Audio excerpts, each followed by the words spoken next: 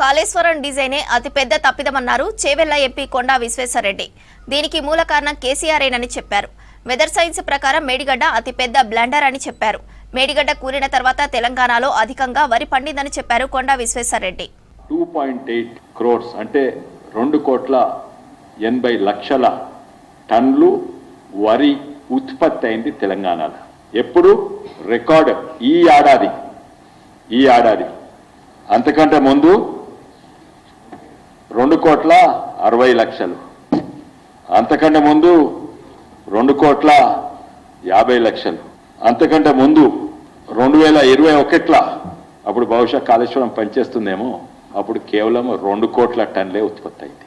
అంటే కాళేశ్వరం పనిచేయనప్పుడు ఇప్పుడు 2,80,00,000, ఇంతకంటే ఎక్కువ ఆర్గ్యుమెంట్ లేదు.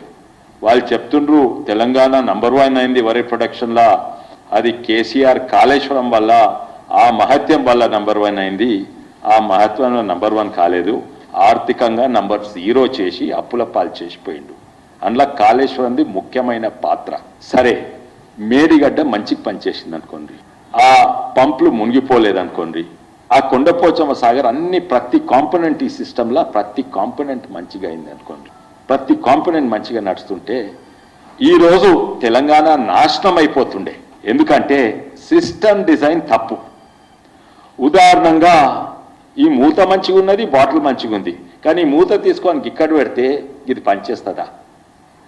ఇట్లా తాగితే అయితే ప్రతి కాంపోనెంట్ మంచిగా ఉన్నా కూడా సిస్టమ్ డిజైన్ అసలు ఎనాలిసిసే చేయలేదు. అది సిస్టమ్ డిజైన్ తప్పు, ప్రతి విధానంగా తప్పు.